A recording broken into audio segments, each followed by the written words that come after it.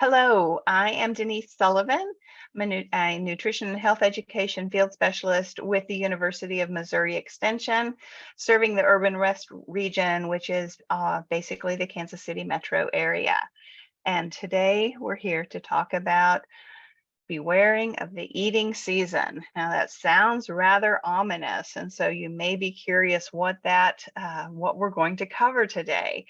But basically, when we think about what I'm referring to as the eating season is kind of that ramp up of the holidays. Basically, it kind of starts at Halloween, right? And maybe through New Year's and maybe even beyond. But when we think about this spread of the season, kind of with the Halloween candy kickoff, as I like to say, there's certainly an ample opportunity for all of us to maybe pack on a few extra pounds.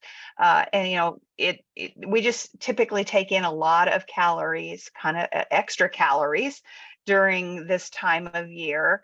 And most of us can see the result of some weight gain in that. Now, not everyone. The ideal situation would be, to kind of remain stable, not kind of think of this time of year that we don't gain any extra weight, mainly so we don't have to think about that New Year's resolution of having to lose some pounds. But we're going to just take a look at some strategies of how we can keep that holiday weight gain to a minimum. So a lot of times there's this conversation, of how much people, gain, during the holiday season. And there's a range of thoughts out there. We just kind of want to open with the question of how much do you think the average adult might gain during the holiday season? But you might be surprised to know that it's probably not as much as most people typically think to. A lot of times people think that a weight gain of the holidays might be 5 pounds or maybe even more, but actually the average weight gain, according to studies that they've done through some research, is about 1.5 pounds during the holiday season. Now, I think this holiday season window that is typically researched kind of runs from Thanksgiving to New Year's. So, that's maybe not including that extra month where, when the Halloween candy starts showing up. Now, while that may not seem like very much, just 1 pound and a half might not seem very much, but particularly if we think about that overindulgence that might happen during the holidays, it's the cumulative effect that becomes of concern.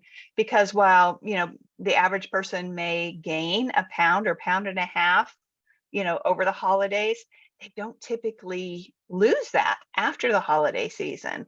And unless there's a real conscious effort to do so.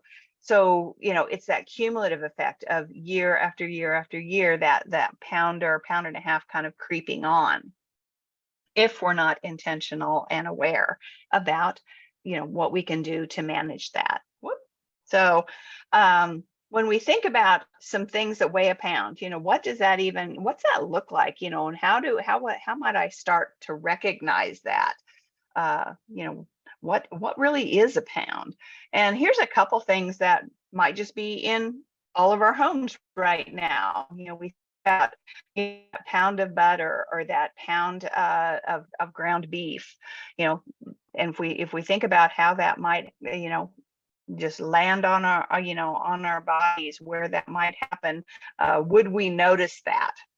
And that's where I think the single pound maybe isn't noticeable, but that cumulative effect, this year's and next year's, I think that's when it's that slow addition that we may not recognize until we start to see some impacts on our health. And what are some of those impacts?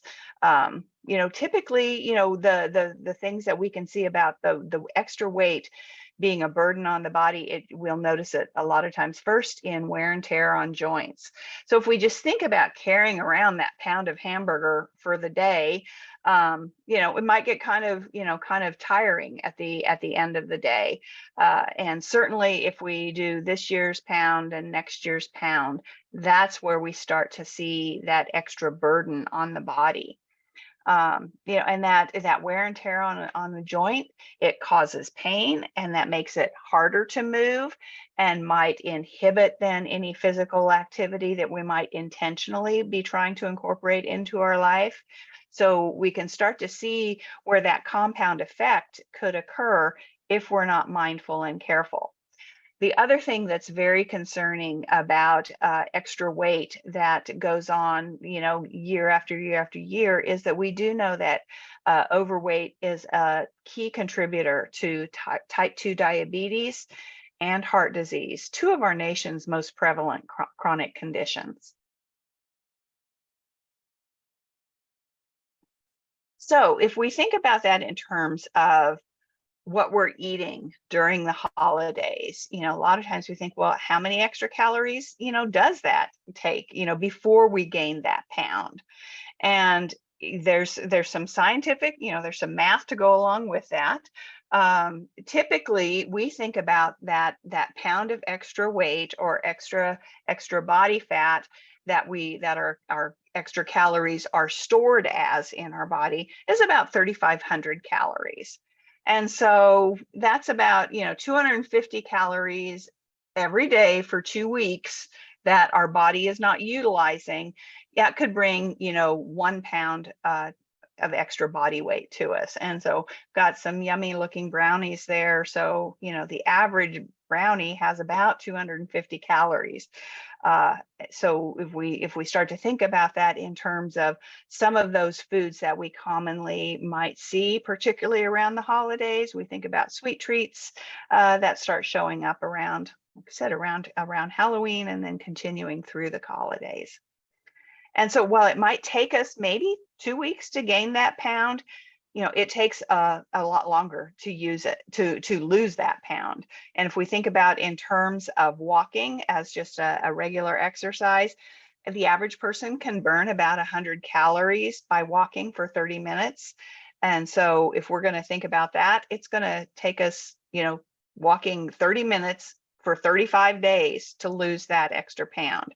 Now, of course, we could lose that faster if we walk longer each day, or if we think about a more strenuous activity like running or jogging or biking.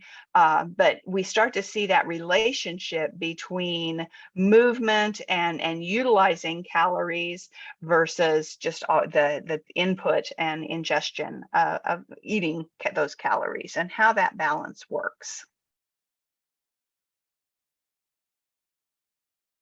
So, is it possible to enjoy the holiday festivities but not gain any weight? It absolutely is, but we need to be, kind of strategic and mindful of how we might go about doing that. So let's kind of examine some tips for avoiding that holiday weight gain and just kind of maintaining where we're at. And kind of we'll start with the beginning of that season, when those extra sweet treats start showing up around the house. I think about that Halloween candy, of how that kind of kicks off that eating season. And then, it's not just the Halloween candy. Oftentimes the next holiday's special wrapping of that same candy starts to show up at Christmas time. It's the same treats, different wrapping. So maybe when that Halloween candy comes in the house, we kind of separate it by type, get the chocolate stuff and the non-chocolate things, and freeze some of that chocolate candy because it's the same candy, different wrapping, on the next holiday. So that's a strategy that you can utilize. The other thing is, and if we think about those things that might not go in the freezer, any kind of non-chocolate things that might just go into a candy dish or into something, that might just be on the counter, think about storing that in another place, in a cupboard, someplace that's not as easily accessible. Just the whole out of sight, out of mind kind of approach to taking care of those sweet treats that start showing up.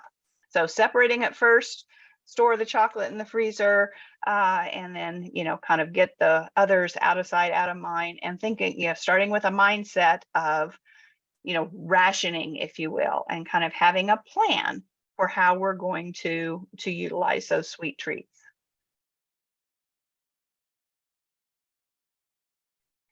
And then it kind of starts with just smaller portions and being very mindful of that. Since we know those high calorie treats are going to be around, it's important that we kind of really taste them and enjoy them and savor them, and not just get ourselves into a mindless eating pattern. We hear a lot about that, mindless eating and mindful eating. And mindful eating is really just appreciating, not only appreciating the flavors, the textures of those sweet treats that we might encounter, and just really making sure that we taste and savor each bite, and not just eat quickly, as we're often prone to do, particularly during the holidays. So taking small portions and savoring those treats. We think about beverages, being especially aware of liquid calories, as I like to say them, those high calorie beverages.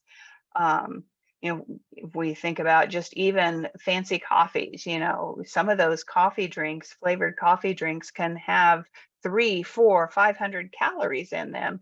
And so and liquid calories don't tend to satisfy us in terms of feelings of fullness, as do a food that you actually have to chew to be able to digest. Those liquid calories just go right down.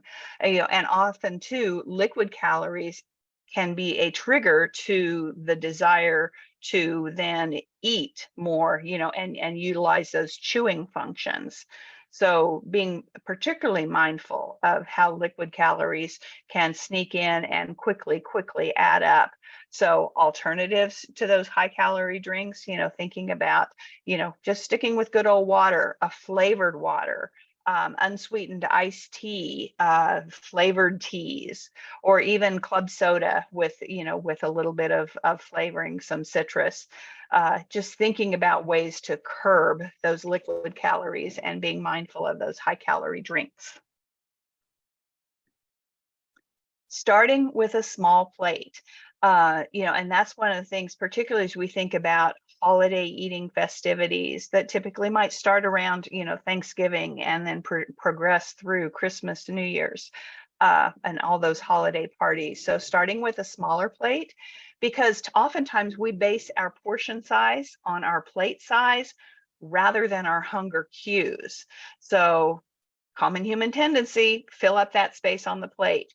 And so a smaller plate will naturally, kind of guide you toward controlling the amount of calories that you choose. So interesting studies behind some of just, plate studies and consumption patterns. So start with a small plate. There's less to fill up. Then we start thinking about what are we putting on that plate, and sometimes we're bringing those things to a holiday event. So think about ways that we can look at how we reduce sugar or fat content in some of those recipes that we might bring to family gatherings. For most baked goods, both sugar and fat can be reduced by about 1/4 without any noticeable difference. So particularly, things like quick breads and muffins, even a lot of cookies, cakes, reducing the sugar or the fat in a recipe by 1/4 really is not going to make a difference in the end product. Applesauce, mashed bananas, both two, good strategies for fat replacement, partially or fully in some quick bread or muffin recipes. Thinking about incorporating more whole wheat flour into baked goods also will increase the fiber content, which in turn helps to contribute to that feeling of fullness. So just some simple strategies, that we can make in some of our own holiday food preparations. Dips and sauces that commonly show up around the holidays. Another strategy is to use plain Greek yogurt in substitution for sour cream, or mayonnaise, or maybe a combination of the two. For some of those dips that might go along with the veggie tray, we're trying to do the right thing by bringing the veggie tray, but sometimes we might need to think about what we're dipping in those veggies in. So being strategic about our recipes for dips and utilizing something like Greek yogurt. I also I've already kind of alluded to the whole mindful eating at gatherings, but just really going into a gathering, just very mindful and aware, and maybe a little bit of a pre-mental plan of how you're going to, to approach the eating plan at a gathering. Thinking about choosing foods that offer varieties of tastes and textures, so being just especially aware of that as you build that plate.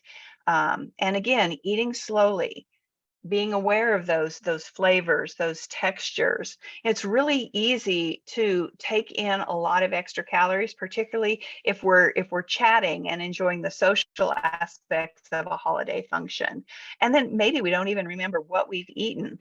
So while we want to enjoy the social functions, just being intentional and mindful of those foods that we're eating, and trying to build that in as we're enjoying both the social and the food aspects of a gathering.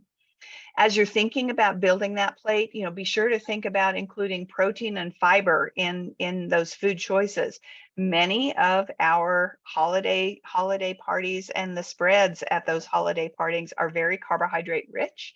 And so, we want to make sure that we're not upsetting kind of that nutrient balance, because protein and fiber are two of the food group, two of the nutrients that kind of help to increase the feelings of fullness and stabilize those hunger hormones.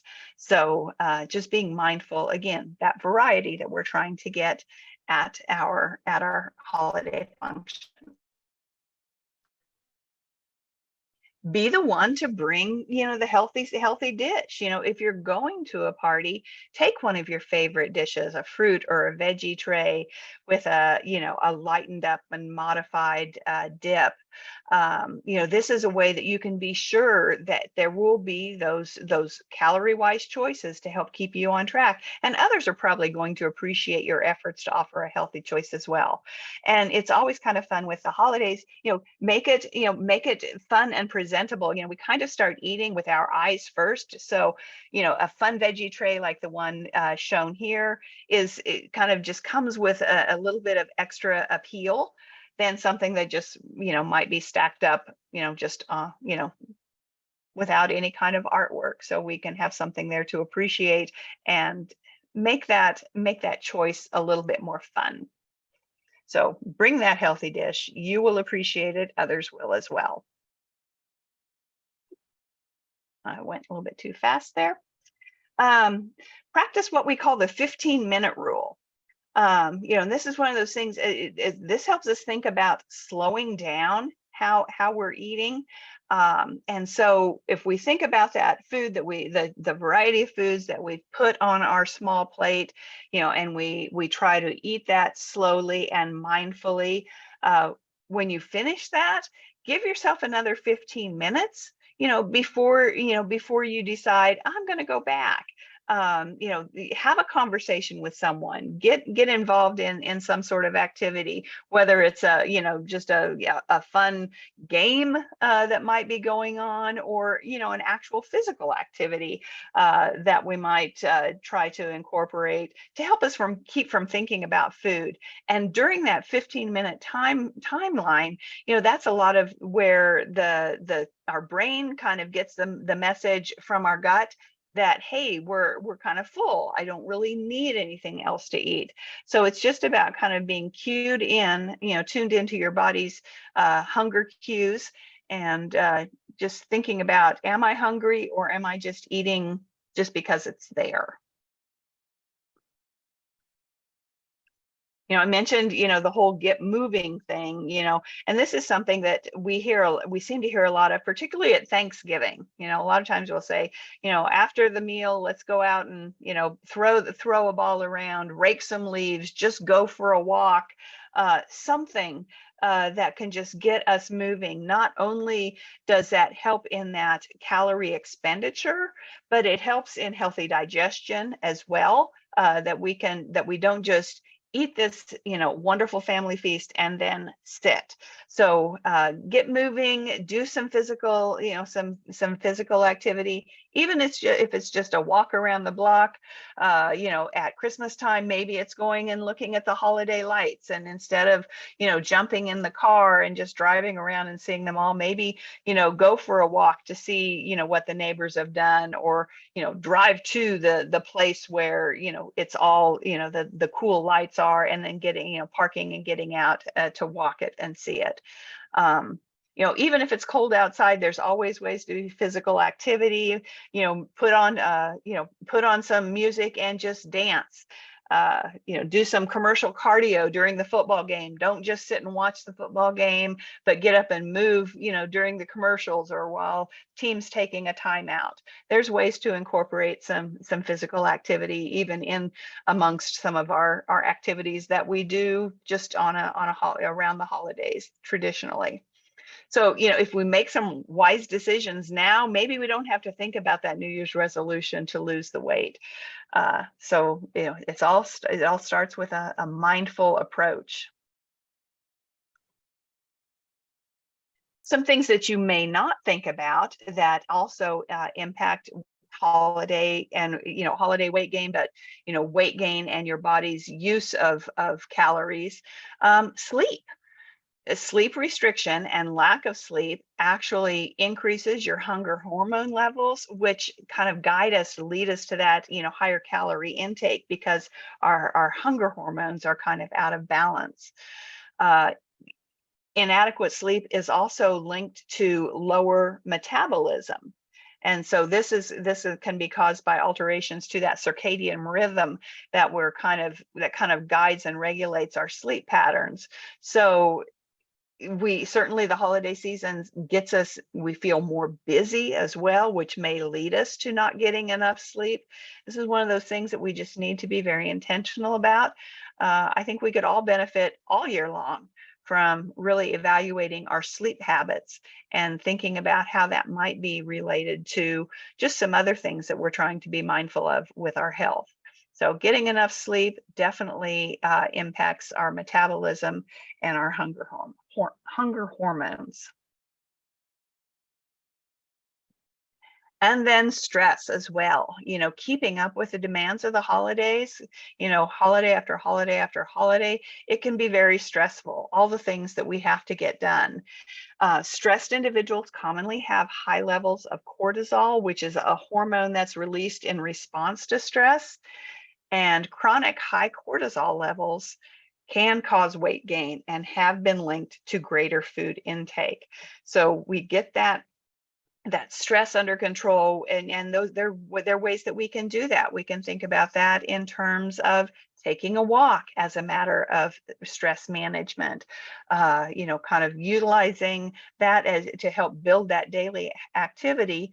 Not only will that help us from a physical health standpoint, but it helps from that emotional standpoint as well, and that stress and the chronic stress, and where those the mental health and physical health intersect within those stress hormones. The other thing that we do know in relationship to hormones is that the stressful lifestyle and the hormones, it leads to kind of more cravings for those not so healthy foods, those things that we call junk foods.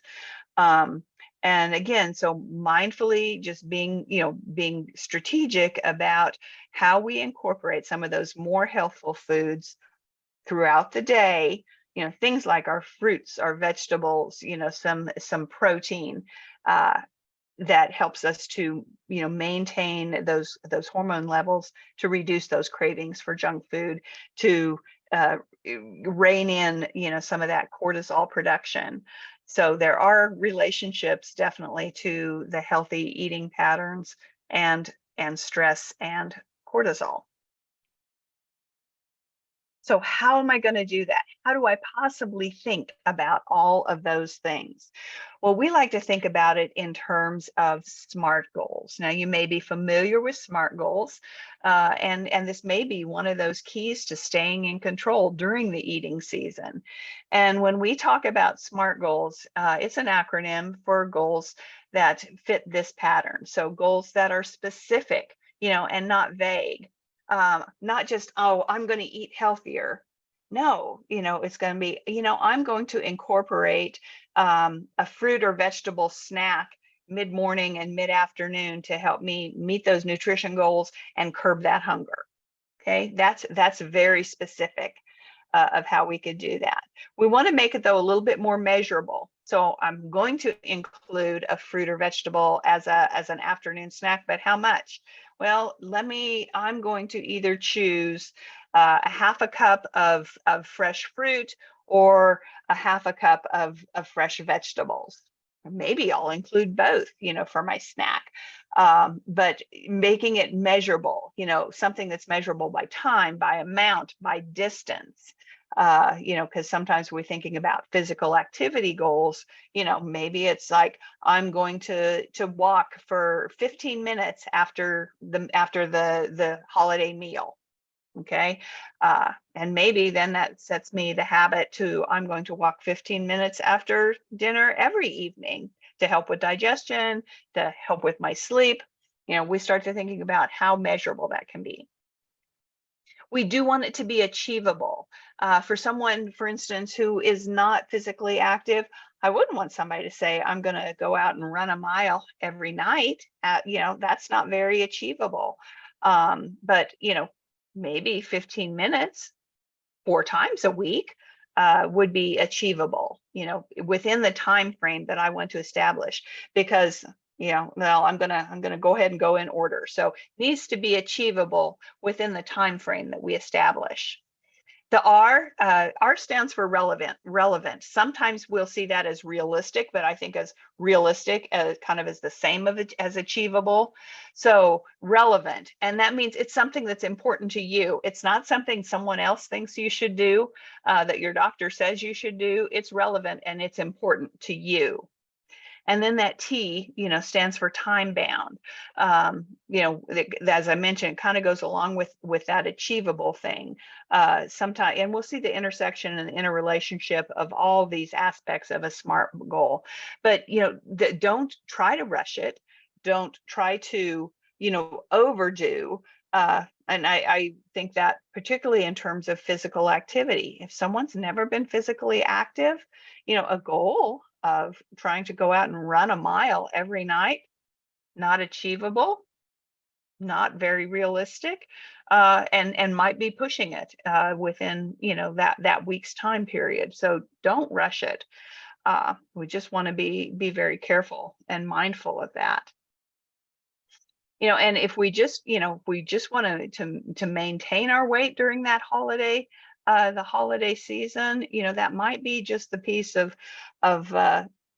you know, focusing on one small set of a goal.